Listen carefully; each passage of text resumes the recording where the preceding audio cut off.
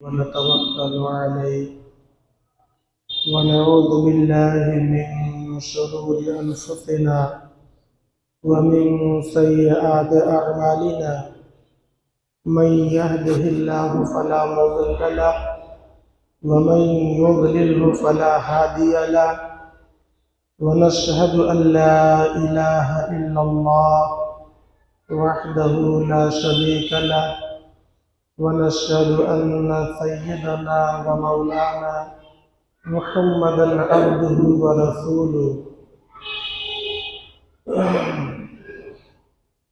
أرسله بالهدى ودين الحق ليظهره على الدين كله صدق الله العلي العظيم فأعوذ بالله من الشيطان الرجيم بسم الله الرحمن الرحيم ولتكن منكم أمة يدعون إلى الخير ويأمرون بالمعروف وينهون عن المنكر وأولئك هم المفلحون صدق الله العلي العظيم معزز سامعین، قابل احترام بزرگوں، نوجوان دوستوں اور ساتھیوں،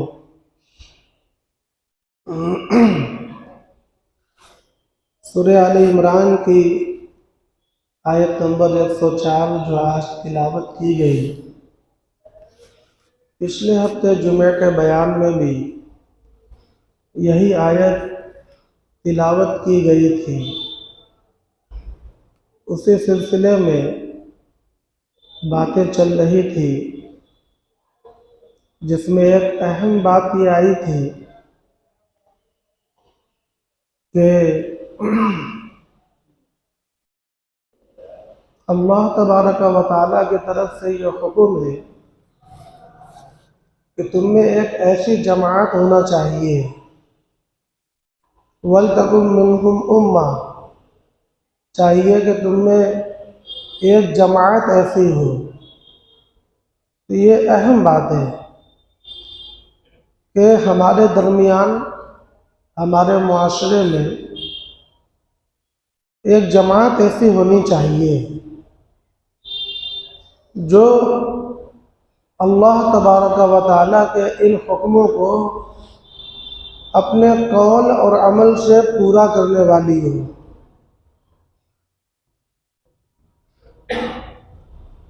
کون سے عمل؟ جو آگے بیان کیے جا رہے ہیں۔ نمبر 1، یدعون الی الخیر۔ نمبر 2، وَيَأْمُرُونَ بِالْمَعْرُوفِ۔ نمبر 3، وَيَنْهَوْنَ عَنِ الْمُنْكَرِ۔ یہ 3 کام کرنے کے لیے ہر جگہ، ہر مقام پر مخصوص جماعت ہونا چاہیے۔ اس کا کوئی یہ مطلب نہ سمجھ لے کہ عام لوگوں کے ذمے پھر یہ احکام نہیں آتے۔ جب ایک جماعت بن گئی تو پھر عام لوگ چھوڑ دیں، لاپرواہی کریں، اس ذمہ داری کو یہ سمجھیں کہ بھائی وہ جماعت تو ادا کر رہی ہے، لہذا ہم اس کے مخاطب و مکلف نہیں ہیں۔ کوئی یہ نہ سمجھے، بلکہ یہ بات قرآن مجید نے جگہ جگہ بیان فرما دی ہے۔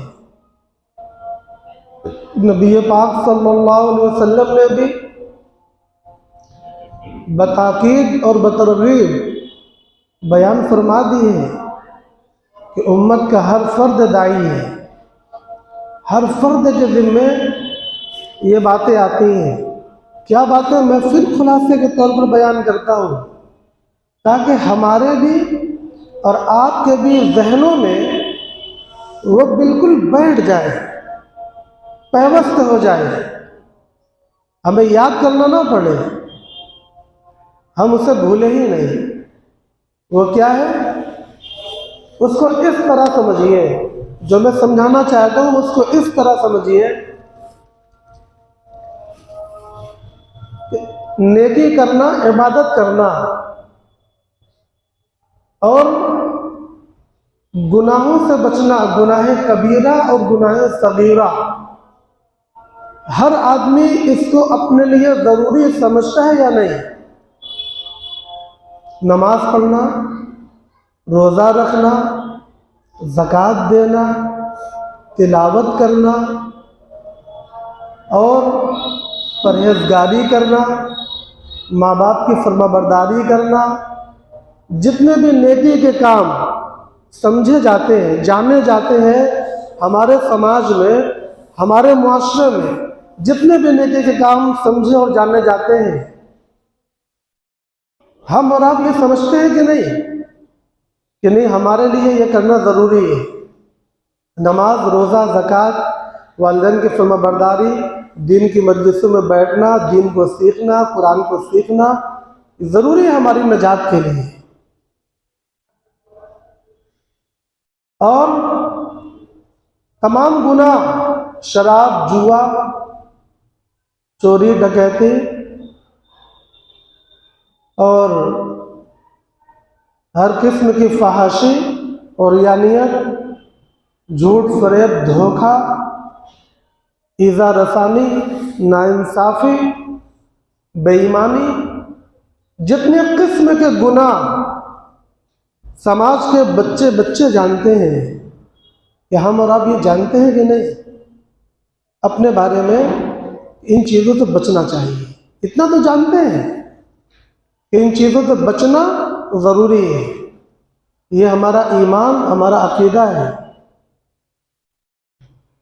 الحمدللہ ہم جانتے بھی ہیں اور ہم بچنے کی کوشش بھی کرتے ہیں، عبادتوں کو، نیک اعمال کو ہم جانتے بھی ہیں اور کرنے کی کوشش بھی کرتے ہیں، ہے نا؟ اور برائیوں کو ہم جانتے بھی ہیں اور بچنے کی کوشش بھی کرتے ہیں۔ لیکن اسی کے ساتھ ساتھ اب جو اہم نقطہ آنے والا ہے وہ سمجھیے، اس کے ساتھ ساتھ ہم کو اس بات کا یقین بنا لینا چاہیے کہ اپنی ذات تک نیکیوں کو کرنا اور برائیوں سے بچنا یہ فلاح پانے کے لیے کافی نہیں ہے۔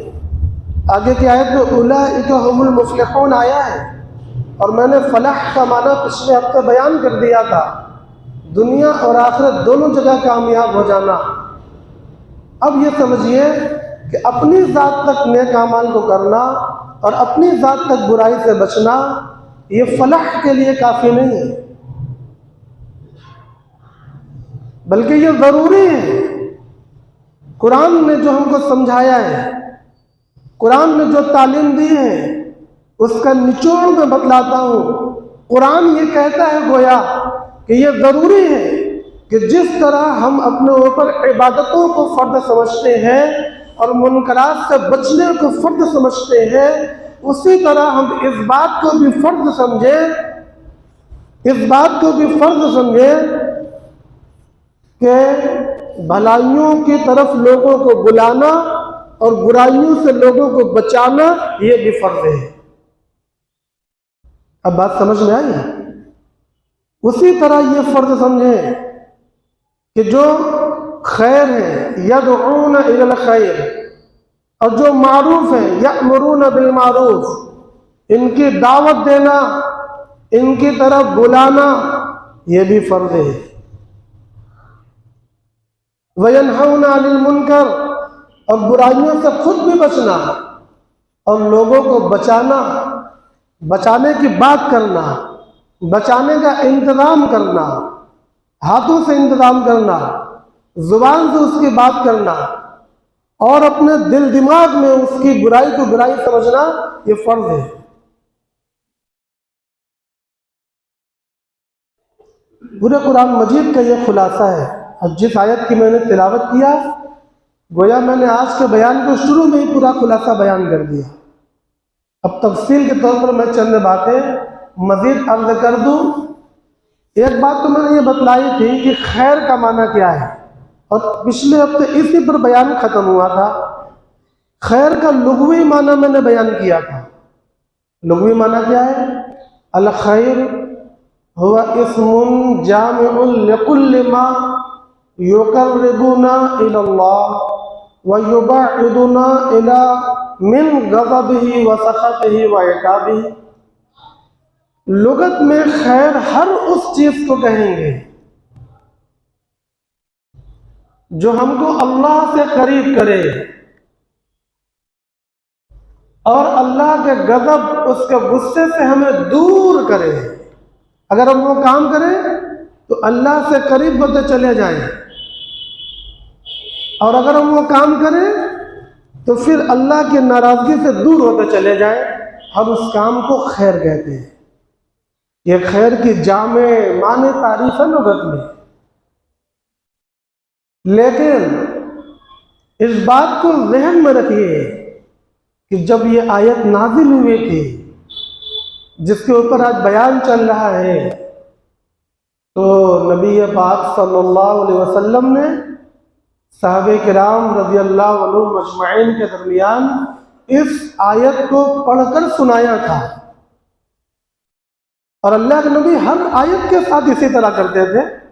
آیت نازل ہوتی، صحابہ ہر وقت حاضر دربار رہتے تھے، تو اللہ کے نبی صلی اللہ علیہ وسلم ان کو آیتیں پڑھ کر سناتے، پھر ان کو آیت سکھاتے، پھر ان کو مطلب بتاتے، پھر ان سے عمل کرواتے، اور پھر جو آیتوں کے لکھنے والے صحابہ تھے ان کو حکم فرماتے کہ آپ آیتوں کو لکھ لو۔ یہ بھی حکم فرماتے کہ یہ جو آیت نازل ہوئی اس کو کس صورت میں رکھنا ہے اور کس جگہ پر رکھنا ہے، یہ پوری بات جناب آقا محمد رسول اللہ صلی اللہ علیہ وسلم بتلاتے تھے۔ اگر یہ آیت سورہ آل عمران میں ہے تو یہ اللہ کے نبی کے بتلانے سے سورہ آل عمران میں ہے۔ ایسا نہیں کہ سورہ آل عمران جو غالباً تقریباً 200 آیتوں کی ایک صورت ہے وہ پوری ایک ساتھ نازل ہوئی، ایسا نہیں ہے۔ ایک ایک آیت، دو دو آیت، چار چار آیت الگ الگ وقت میں، الگ الگ مہینے میں نازل ہوئی ہے، الگ الگ سال میں نازل ہوئی ہے۔ سورہ بقرہ ایک دن میں نازل نہیں ہوئی، 23 سال کے عرصے میں نازل ہوئی ہے۔ کبھی کوئی آیت، کبھی کوئی آیت، کسی سال کوئی آیت اور کسی سال کوئی آیت۔ اسی سال میں سورہ بقرہ بھی نازل ہو رہی ہے، سورہ نساء بھی نازل ہو رہی ہے، سورہ آل عمران بھی نازل ہو رہی ہے، سورہ مائدہ بھی نازل ہو رہی ہے، اور دیگر جو 114 صورتیں ان میں سے متعدد صورتیں ایک وقت میں، ایک مہینے میں، ایک دن میں نازل ہوا کرتی تھی۔ ایسا نہیں جو ہم لوگ یہ سمجھے کہ ایک دن نازل ہوئی تو سورہ بقرہ نازل ہو گئی اور پھر اگلے دن نازل ہوئی تو سورہ نساء نازل ہو گئی، ایسا نہیں ہے۔ متفرق جگہ اور متفرق وقت اور متفرق آیتیں، متفرق صورتیں نازل ہوا کرتی تھی۔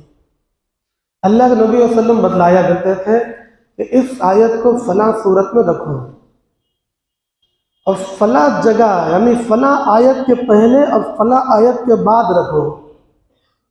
اس طریقے سے قرآن مجید کے صورتوں اور آیتوں کی ترتیب ہے، ان ترتیب کو بھی امت آگے پیچھے نہیں کر سکتی۔ یہ اللہ اور اس کے رسول کی طرف سے دی ہوئی متعین ہے، مقرر ہے، اس میں آگے پیچھے ممکن نہیں۔ خیر یہ ایک ضمنی بات آ گئی تو میں نے ذکر کر دیا۔ جب یہ آیت نازل ہوئی تو اللہ کے نبی صلی اللہ علیہ وسلم نے صحابہ کرام کو سنایا۔ اس وقت اللہ کے نبی نے خیر کا ایک معنی بیان فرمایا تھا۔ ایک معنی تو میں نے آپ کو لوگوں سے سنا دیا، مگر ایک معنی جناب آقا محمد رسول اللہ صلی اللہ علیہ وسلم نے بتلایا تھا، اور وہ معنی لغت کے معنی سے کہیں زیادہ جامع اور معنی ہے۔ کیا فرمایا؟ الخیر हुवा इत्तिबाउल कुरआन व सुन्नती, अल खैर हुवा इत्तिबाउल कुरआनी व सुन्नती।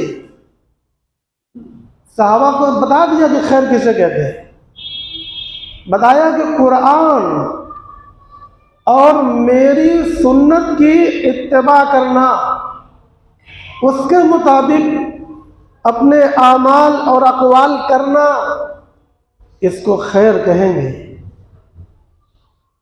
लिहाजा खैर का माना हमारे लिए क़यामत तक मुतय्यन हो गया। खैर का माना अल्लाह के नबी ने बयान फरमा दिया, अब किसी और का माना की हमको ज़रूरत नहीं है। क़यामत तक के लिए हमने मान लिया कि इसका माना मुतय्यन हो गया। अल्लाह के नबी ने जो माना बयान फरमाया उसमें पूरा दीन, पूरी शरीयत आ गई। दो जुमले के अंदर, दो अल्फाज के अंदर फरमाया इत्तिबाउल कुरान व सुन्नती। पूरी शरीयत, पूरा दीन इन दो हर्फ के अंदर आ गया, जिसका खुलासा यह निकला खैर कहेंगे कुरान और सुन्नत के मुताबिक अमल करने का। लिहाजा ये आयत हमें इस बात का सबक दे रही है कि हम अपने आमाल, अपने अकायद और अपने अखलाक को अल्लाह तबारक व तआला के भेजे हुए कानून के मुताबिक, इनको अपने अकायद, अपने आमाल और अपने अखलाक, तीन चीज़ें मैं गिना रहा हूँ, कसदन, अकायद, आमाल और अखलाक को किनके मुताबिक? अल्लाह तबारक व तआला के भेजे हुए कानून के मुताबिक दुरुस्त करें। हम लोग क्या करते हैं? हम लोग आमाल तो करते हैं, आमाल में इबादत भी आ गए और ये हमारे मुआमलात भी आ गए। हम लोग अखलाक भी बरतते हैं और हमारे अंदर अकायद भी हैं, हमारे सीनों में है, लेकिन क्या हम इनकी इस्लाह अल्लाह के भेजे हुए कानून यानी कुरान और सुन्नत के मुताबिक दुरुस्त करते हैं, इस्लाह करते हैं, परखते हैं? कानून एक कसौटी हुआ करता है, उस पर किसी चीज को कस कर देखा जाता है, उस पर किसी चीज को परखा जाता है, कसौटी की जाती है।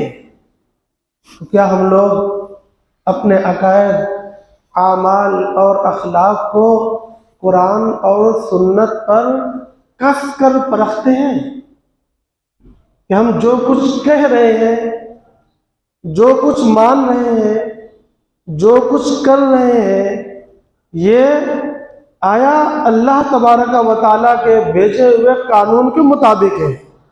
हमने अपने आमाल की इस्लाह कर लिया है? अगर नहीं करते तो फिर आप दोबारा इस आयत को सुने, वलतकुम मिनकुम उम्मा यदऊना इलल खैर व यअमुरूना बिल मारूफ व यनहौना अनिल मुनकर व उलाइका हुमुल मुफ्लिहून। जो करेगा वो कामयाब होगा और जो नहीं करेगा उसके आगे अल्लाह ने बयान फरमाया है, वला तकूनू कल्लज़ीना तफर्रकू वख्तलफू मिन बाद मा जाअहुमुल बय्यिनात। उसके आगे व उलाइका लहुम अज़ाबुन अज़ीम। मैंने पिछले हफ्ते ये बताया था कि अल्लाह जब बयान करते हैं तो इधर के पहलू को भी बयान करते हैं और उधर के भी पहलू को बयान करते हैं। अब जो इन अहकाम को नहीं मानेगा, जाहिर सी बात है कि फिर वो क्या करेगा? वो अपने आमाल, अपने अखलाक, अपने अकायद को अल्लाह के भेजे हुए कानून के मुताबिक दुरुस्त नहीं करेगा तो फिर तफरका होगा। जब एक प्लेटफॉर्म नहीं है, एक कानून और एक किबला नहीं बनाया, जाहिर सी बात है آپ اپنے حساب سے کریں گے، وہ اپنے حساب سے کریں گے، اور یہ اپنے حساب سے کریں گے، اور ہم اپنے حساب سے کریں گے۔ چاروں لوگ بولیں گے بھائی اپنا اپنا دیکھو، اور یہی سماج بولتا بھی، مگر یہ کوئی بہت صحیح بات نہیں ہے۔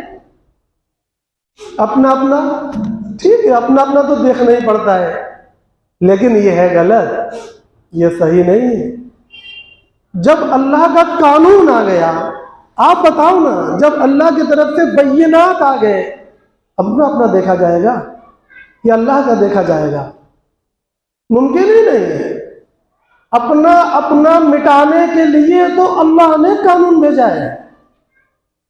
قانون پورے ملک کے لوگوں کو متحد کرتا ہے، قانون پورے ملک کے لوگوں کی حفاظت کرتا ہے۔ چاہے ہمارا ملک نہ کرتا ہو، میں اس کی بات نہیں کر رہا ہوں، لیکن قانون کے لوازم اور خصوصیت نہیں ہوتی۔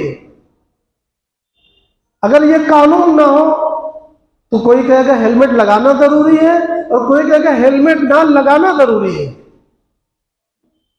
کوئی کہے گا لائسنس بنوانا ضروری ہے، اور کہے گا نہیں، لائسنس نہ بنوانا ضروری ہے۔ لا قانونیت ہوگی تو انتشار ہوگا، لوگ بڑھ جائیں گے، مارکاٹ ہو جائے گی، ملک کا نظام درہم برہم ہو جائے گا۔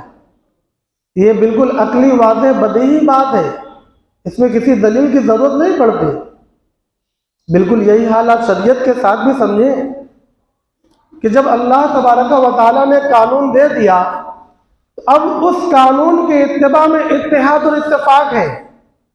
پھر یہ نعرہ لگانا، یہ جملہ کہنا کہ بھئی اپنا اپنا دیکھو اور شانتی کے ساتھ رہو، یہ ممکن ہی نہیں،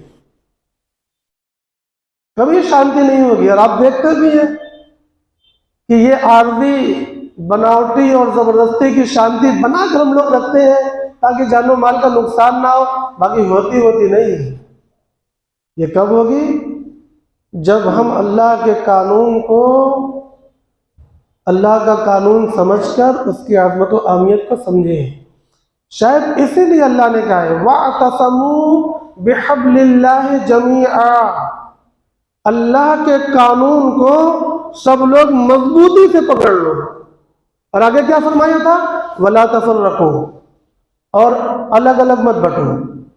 یعنی اگر مضبوطی سے پکڑ لیں گے تو الگ الگ نہیں بٹیں گے، اور اگر مضبوطی سے نہیں پکڑیں گے تو بٹ جائیں گے۔ ساری باتیں بالکل واضح ہیں، ساری باتیں ایک دوسرے سے مل رہی ہیں۔ تو میں یہ کہنے لگا ہوں کہ اللہ تبارک و تعالیٰ کے بھیجے ہوئے قانون کے مطابق، یعنی قرآن و سنت کے مطابق، پوری امت کا ہر فرد اس بات کا مکلف ہے کہ وہ اپنے عقائد، اپنے اخلاق اور اپنے اعمال کی روزانہ اصلاح کیا کرے، روزانہ اصلاح کیا کرے، ہر دن، ہر وقت، ہر عمل کے وقت پرکھے کہ ہمارے اعمال اللہ کے قانون کے مطابق ہیں یا نہیں۔ یہ تو ضروری ہوا، لیکن اتنا کرنا بھی کافی نہیں ہے۔ اپنی تو اصلاح کرے گا، اپنی اصلاح کے بعد پوری امت کی فکر کرنا اس کے اوپر قرآن مجید کی اس آیت نے لازم کر دیا جو میں پڑھ رہا ہوں۔ دوسری آیتیں بھی ہیں، کنتم خیر امت اخرجت للناس، تیسری آیت بھی ہے، والعصر ان الانسان لفی خسر الا الذین آمنوا وعملوا الصالحات وتواصوا بالحق وتواصوا بالصبر۔ ایک دو آیت نہیں ہے، متعدد آیتیں ہیں، بے شمار آیتیں ہیں جو یہ باتیں ہمیں بتلاتی ہیں، لیکن ہمیں تب سمجھ میں آوے جب ہم قرآن کی تلاوت کے عادی بھی ہوں اور قرآن کے معنی اور مفہوم کو سمجھنے کے لیے ہم نے اپنے یہاں نظام بھی بنا رکھا ہو۔ نظام دو طرح کا ہو سکتا ہے، یا تو ہم خود عربی سیکھ کر قرآن کو سمجھنے لگے، یا ہم عربی نہیں جانتے تو ہم نے اپنے مسجد پر کسی بڑھیا عالم کو متعین کر رکھا ہے کہ آپ ہمارے یہاں آ کر تفسیر کر دیا کریں۔ لیکن قرآن پر عمل کرنے کے یہ دونوں جز ہماری زندگیوں سے غائب ہیں۔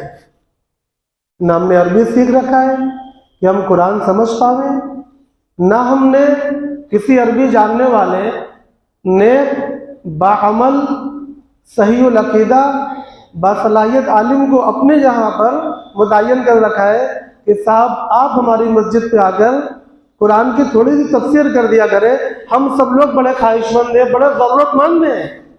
خواہش مند کیا، ہم سب ضرورت مند ہیں، مگر یہ دونوں نظام ہماری زندگیوں سے غائب ہیں۔ بات ہم جو کر رہے ہیں تو اعمال کی بھی کر رہے ہیں، اور جو ہماری کمیاں ہیں اس کی بھی بات کی جائے گی۔ ہو سکتا ہے اللہ کسی کو توفیق دے، وہ اٹھے اور نظام کو بناوے۔ دعا کرنا چاہیے، اللہ سے مانگنا چاہیے۔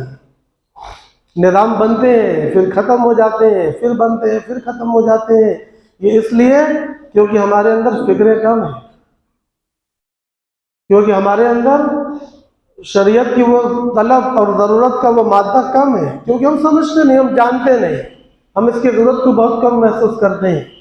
پھر میں بات اب آگے کروں کہ اللہ کے نبی صلی اللہ علیہ وسلم نے خیر کا یہ معنی بیان فرمایا، یدعون الی الخیر۔ میں نے پچھلے ہفتے یہ عرض کیا تھا کہ خیر کو جب ہم جانیں گے تب تو ہم خیر پر عمل کریں گے، اور تبھی تو ہم خیر کی طرف بلائیں گے۔ تو خیر کا جاننا بھی یہ لازم ٹھہرا، فرض ٹھہرا۔ جاننے کی بھی دو شکل، بس جیسے ہم نے ابھی قرآن والی دو شکل بتلائی تھی، ایک تو یہ کہ خود ہی عالم بن جائیں اور خیر کو جان لیں، دوسرے یہ ہے کہ علماء کو اپنے یہاں بلا کر ان سے خیر کی باتوں کو پوچھیں، کیا ہے خیر، کیا کیا چیزیں خیر ہے۔ ایک اور شکل ہے دو کے علاوہ، کہ ایک تو ہم خیر کی باتوں کو پوچھیں، ایک طریقہ یہ بھی ہو سکتا ہے کہ جب ہمارے سامنے کوئی کام آوے اس وقت پوچھ لیں۔ مثلا کوئی پیدا ہوا، اب پیدا ہونے میں کیا مسائل ہیں، کیا خیر ہے، اب عالم بتلائے گا کہ کوئی اگر پیدا ہو تو سب سے پہلی آواز بچے کے کان میں اذان کی جانا چاہیے، اور اذان اس طرح ہو، اقامت اس طرح ہو، اس کے بعد عقیقہ ہو، ختنہ ہو، سر چھیلے جائیں، بال کے برابر چاندی صدقہ کی جائے، اور پیدائش سے پہلے کے جو مرحلے ہیں اس میں والدہ اس طرح رہے، والد اس طرح رہے، پیدائش کے بعد کے جو مرحلے ہیں کہ اولاد کی تربیت اس طرح ہو، ان کی تعلیم اس راستے سے ہو۔ اسی طرح تجارت کے مسائل، تعمیر کے مسائل، شادی بیاہ کے مسائل، تمام مسائل آئیں گے جن کا جو وقت آوے ان کو پوچھیں۔ مگر میں یہ کہتا ہوں کہ اکثریت نے اس کو بھی اپنی زندگی سے نکال رکھا ہے۔ غور کرنے سے یہ معلوم ہوتا ہے کہ ہماری زندگیوں میں کچھ ہے نہیں سوائے دنیا کے۔ ہمارا مقصد دن رات کاروبار کرنا، پیسہ کمانا اور بڑی سی شادی کرنا، حج کرنا اور بڑی سی دعوت کرنا، بس اور کیا ہے، مکان بنانا۔ یہ جتنی محنتیں ہماری ہیں، یہ ہماری محنتیں وہ ہیں جو دنیا کے اندر رہ جانے والی ہیں، قطع نظر اس کے کہ یہ نیکی ہے یا برائی ہے، چھوڑو، خیر ہے یا شر ہے، جو کچھ ہم نے یہاں پر بلڈ کیا وہ سب یہاں رہ جانے والا ہے، 10-20 سال کے کھیل ہے بس، اور کچھ بھی نہیں۔ مگر وہ جو ہمیشہ کے لیے ہمارے ساتھ چلا جانے والا ہے اس کی طرف سے ہم غافل ہیں۔ عقائد، اعمال اور اخلاق، اتباع القرآن و اتباع السنہ، اس کی طرف سے ہم غافل ہیں، یہ اہم ہے۔ اچھا، ہم اس کی طرف سے غافل ہیں تو ہمیں نقصان کیا ہوا؟ ہمیں نقصان یہ ہوا کہ باوجود اس بات کے کہ ہم مسلمان ہیں، ہم بالکل غیر مسلموں میں رل مل گئے، بس صرف کپڑا ہماری پہچان ہے، باقی ہماری کوئی پہچان نہیں ہے۔ کیسے؟ میں نے بتلایا تھا کہ مغلوب قوم ہے۔ مغلوبیت کی دو علامت بتائی تھی، علمی اور عملی۔ آج مختصر میں بات ہوگی، تھوڑا خلاصہ کروں۔ مغربی یلغار یعنی مغربی پیٹرن، مغربی لباس، مغربی گیم، مغربی کھانے، مغربی کلچر، مغربی شادیاں، پروگرام، ساری چیزیں، مغربی تعلیم، تمام چیزیں پوری دنیا پر حاوی ہیں۔ بالکل صحیح بات ہے، اور ہم لوگ بھی اس سے متاثر ہیں، یہاں تک کہ ہماری چھوٹی چھوٹی بچیاں اور بچے بھی اس سے متاثر ہیں۔ زبان وہ بولیں گے، طریقہ وہ کریں گے، اچھا وہ لگتا ہے، اور اس کو کرنے میں کوئی یار بھی نہیں ہے۔ اسلامی چیزیں کرنے میں بڑا دقیانوسیت، بیکورڈیت ہے، جو بھی کہہ لو، یہ ساری چیزیں ہیں۔ تو اس کا خلاصہ یہ ہے کہ مغربی تہذیب و کلچر پوری دنیا پہ حاوی ہے، ٹھیک ہے؟ دنیا میں ایک قوم نہیں ہے، بہت سی قومیں ہیں، یہودی، عیسائی، ہندو، مجوسی، پارسی، سکھ، اور ہر قوم میں آپ دھیان دیجئے گا دو طرح کے لوگ ہیں، دیندار اور بے دین۔ یہودی میں بھی دیندار جیسے ہمارے یہاں ہوتے ہیں اور بے دین جیسے ہمارے یہاں ہوتے ہیں، عیسائی میں بھی، مجوسی میں بھی، فارسیوں میں بھی، ہندوؤں میں بھی، پرہیزگار اور بے عمل، گنہگار، ہر قوم میں دونوں طرح کے لوگ ہوتے ہیں۔ یہ بات سمجھ میں آ گئی؟ اب سمجھیے، مسلمانوں کے علاوہ دنیا کی تمام قوموں نے مغرب کے ان طوفانوں کے آگے اپنے ہتھیار ڈال دیے۔ وہاں کی جو تعلیم، وہاں کا جو کلچر جو پوری دنیا پر غالب آ رہا ہے، دنیا کی تمام قوموں نے، تمام مذہب نے، ان کے پیشواؤں نے، ان کے رہنماؤں نے ہتھیار ڈال دیے، ان کو قبول کرتے ہیں، ان کو پروموٹ کرتے ہیں، کوئی روک تھام نہیں کرتے، وہ روک تھام کرنے کے قابل بھی نہیں ہیں۔ لہذا آپ دیکھیں سب بہہ رہے ہیں اسی ہوا کی طرف جو مغرب سے چل رہی ہے۔ پوری دنیا میں، اب پوری دنیا کی تمام قوموں میں تنے تنہا صرف اور صرف مسلم ایک وہ قوم ہے جو مغرب کے ان طوفانوں کا مقابلہ کرتی ہے۔ کیا میری بات غلط ہے؟ پوری دنیا میں صرف مسلم ایک قوم ہے جو ان طوفانوں کا مقابلہ کرتی ہے، ان سے ٹکراتی ہے، ان کو جواب دیتی ہے، ان کے سامنے اسلامی فلسفوں کو رکھتی ہے، ان کے سامنے اللہ کے قرآن، اللہ کے قانون کو رکھ کر ان کی آنکھوں میں آنکھیں ملا کر کہتی ہے کہ تمہارا یہ طریقہ غلط ہے، تمہارا وہ طریقہ غلط ہے، تم نے حجاب کے خلاف جو بات کی وہ غیر معقول ہے، تم نے تعلیم کے خلاف جو بات کی وہ غلط ہے، تم نے طلاق پر جو بات کی، تم نے نکاح پر جو بات کی، تم نے جوے کو جو لازم کیا، تم نے سود کو جو ضروری کہا، تم نے نشے کو جو انسان کا حق سمجھا، تم نے ہم جنس پرستی کو جو اپنا وہ حق سمجھا، یہ ساری چیزیں یہ غلط ہے، قابل قبول نہیں ہے، دلائل کی روشنی میں بھی غلط ہے۔ ہمارے پاس قرآن کے آسمانی دلائل بھی ہیں، اور اگر تم عقلی دلائل چاہتے ہو تو ہمارے پاس بے پناہ عقلی دلائل بھی ہیں۔ تمہارے فلسفے سے بھی وہ غلط ہے اور تم اس میں ناکام ہو۔ یہ آواز کون اٹھاتا ہے؟ مسلم قوم اٹھاتی ہے، علماء اٹھاتے ہیں، علماء کی جماعتیں اٹھاتی ہیں۔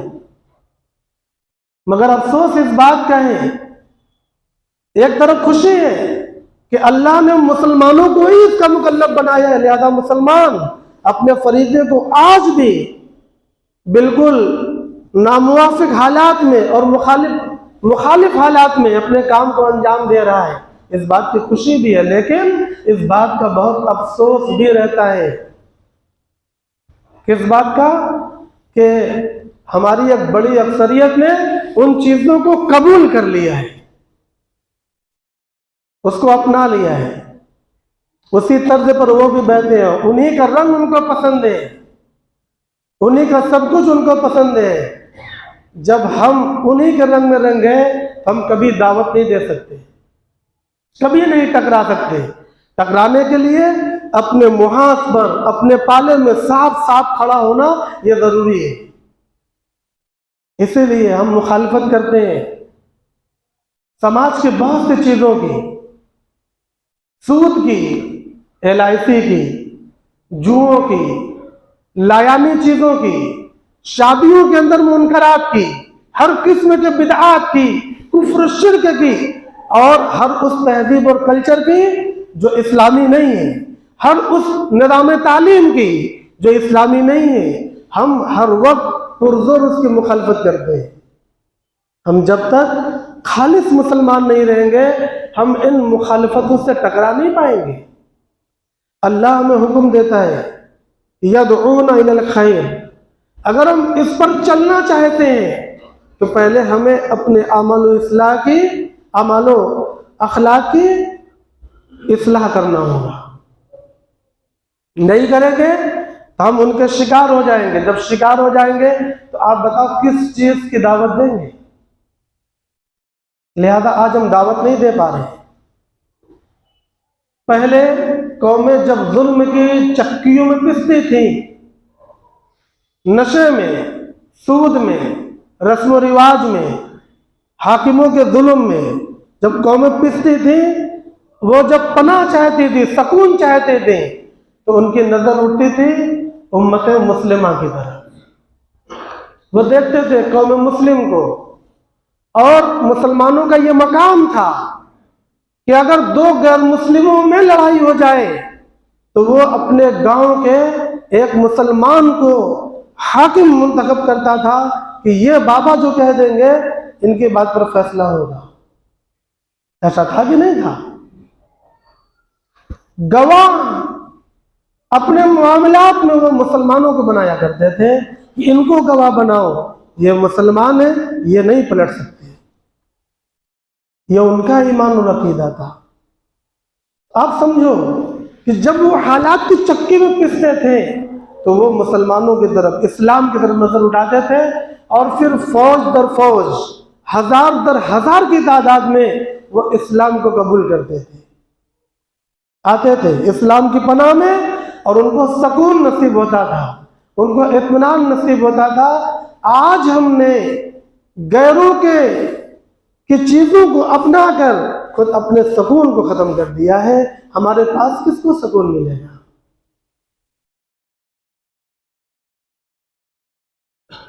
لہذا ضرورت اس بات کی ہے کہ ہمارے درمیان ایک ایسی جماعت بنے جو یہ تین کام کرے: یدعون الی الخیر ویأمرون بالمعروف وینہون عن المنکر۔ در حقیقت یہ کام حکومت کا ہے۔ لہذا سعودی میں ہم نے دیکھا کہ حکومت نے اس کا ایک شعبہ بنا رکھا ہے، وہ اس کام کو کرتی ہے، وہاں کی پولیس بھی کرتی ہے، فوراً حاجی حرام، لا یجوز، ھذا شرک، فوراً وہ روکتے ہیں، وہ اسی داعیے کے تحت روکتے ہیں۔ لیکن جہاں پر اسلامی حکومت نہ ہو وہاں کیا ہوگا؟ وہاں پر شریعت نے عام مسلمانوں پر یہ فرض کیا ہے کہ وہ اپنی اپنی سطح پر ایسی جماعت کو بنائیں جو اس بات پر اپنی کمیٹی بنائے، اپنی جمعیت بنائے کہ ہم یدعون الی الخیر، امر بالمعروف اور نہی عن المنکر کا کام کریں گے۔ الحمدللہ اس ملک کے علماء نے بھی ایسی جمعیت بنائی ہے۔ نمبر 1 جماعت، نمبر 2 جمعیت، اور جمعیت کے بہت سے پلیٹ فارم ہیں۔ ان پلیٹ فارموں سے جڑ کر ہم قرآن کے اس حکم کو پورا کر سکتے ہیں، مگر کب؟ جڑ کر۔ جڑنے کے بعد ہم پروگرام بنا سکتے ہیں کہ جو برائیاں پھیل رہی ہیں کیسے روکا جائے گا، جو بھلائیاں ہیں اس کو کیسے عام کیا جائے گا۔ محترم بھائیوں اور دوستوں، جڑنا ضروری ہے۔ میں معاملہ آپ کے اوپر چھوڑتا ہوں، آپ کے پاس بار بار دعوتیں پہنچتی ہیں، آپ فکر لیں، یہ کام دین کا ہے، عین دین کا ہے۔ اللہ کی طرف سے حکم ہے، وآخر دعوانا الحمدللہ رب العالمین۔